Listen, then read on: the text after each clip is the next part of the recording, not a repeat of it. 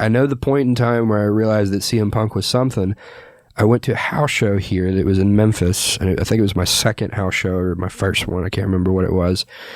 CM Punk's like top bad guy at this time, one of the top 2 or 3 in the company, and he's facing another bad guy, which doesn't make any sense on a house show. On a house show, it's usually like baby faces or work heels, and it's real clear where it's at.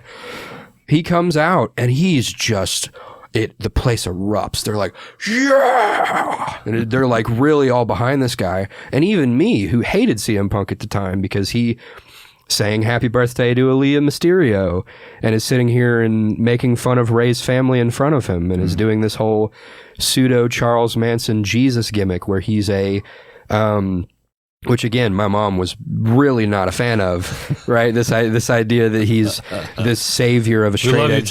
Yeah. Did you just say Charles Manson? Yeah.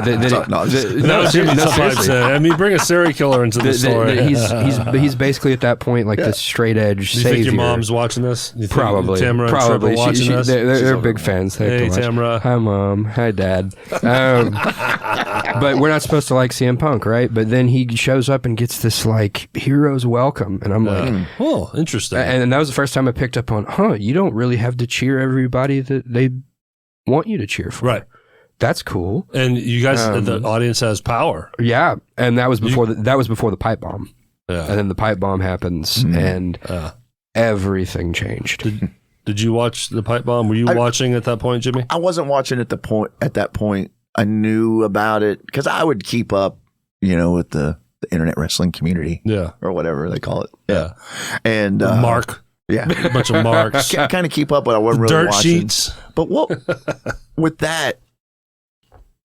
What was the whole thing with like why it happened? Yeah, so, was it because he was just frustrated with his booking? Well, that was part of it. There were a lot of things that contributed to it. The big thing, to my knowledge, that I think is again kind of backstage stuff. It was similar to the Montreal situation. And that's another thing that a lot of people don't get about CM Punk. CM Punk has a lot of Bret Hart references in everything that he does.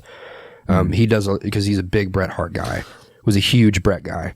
Didn't he kind of honor him when he went to AEW? He did. He did. He pulled out some old Bret moves. He had old Bret moves. Well, and even like you look at his gear in a lot of the big moments in WWE, which again we'll talk about later. But SummerSlam this year, because they basically kind of had a situation that was similar to Bret Shawn Undertaker at SummerSlam 96, 97. He had Bret gear on. And Drew had like Undertaker type gear on, and Seth, because he was a special guest referee, had kind of that Shawn role. So it's little like touches here and there. But with the pipe bomb, the thing was, Punk was fed up because of his placement on the card. He was the top heel over years and years and years. There's nobody that was more hated than CM Punk, and I mean, which is funny to know now. Like now he's a big baby. Now he's huge. Yeah. Like he and it's because he worked so daggum hard. Like my first pay-per-view. Watch your language, Jacob. Yeah, my first Royal Rumble, or my first pay-per-view that I ever bought, back when pay-per-views were still a thing, was Royal Rumble 2010. Yeah. And he was in that Royal Rumble, still with his whole straight edge society gimmick and stuff like that, and he would throw people out, and then he was doing promos in between it to sit there and talk about, yes, I'm the greatest wrestler, and like all these other sorts of things. And the whole crowd's just like, just shut up. Like we're so over you as a thing. And he's getting like genuine like anger and hatred and vitriol from these people, and there was nobody. And then what happens? He's like third on the card at WrestleMania 26. Go to WrestleMania 27, and who gets that place in the main event with John Cena? Who should have gotten it was CM Punk at the time, because CM Punk had this angle with the new Nexus, where he's now the leader of this huge group, right? The big faction, And it was supposed to be this huge thing. Who got that spot? The Miz. Oh, God. And he was all pissed off about the fact that The Miz main evented WrestleMania.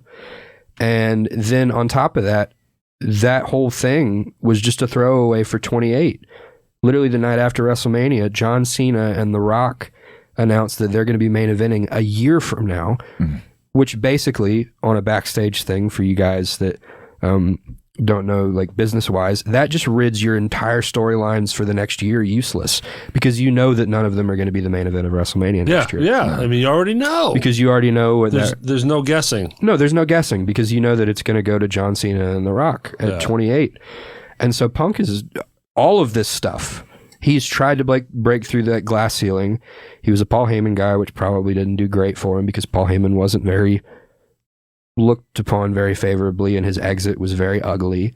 And so because of that, they knew that he was frustrated. They knew that he was out the door, right? And so they came up with this idea, and they said, okay, here's what we want you to do. We're going to give you a microphone. We just want you to air your grievances out. Wow. So they just on live television. They gave it to him. This notion that he was going off script and against their will is not true. They said, go for it. I think there's a line there, and I think it would be really foolish of any fan to say that they know where that line's at. Mm-hmm. I have no idea where that line is either. The things about that promo that make it so on that line are the little details of that sort of stuff. The mic got cut off at the very end of it when he was about to go into this idea about Vince McMahon being a major bully, when they have this whole bullying campaign that they're going on marketing wise. So do you think them cutting the mic off was real? I think they finally were like, we got to shut him up. Yeah, they were finally just like, that's enough. He said enough. So, well, okay, now you're done, sir. Yeah. Commercial. Yeah, but essentially what ended up happening, also another thing, CM Punk didn't go back through the curtain. He skipped right around it, around Gorilla, and he went back through the side curtain, which is another just little thing that's just like, okay, because everybody's probably expecting him to go back there because this is just a show. Now we don't really know, right? Yeah.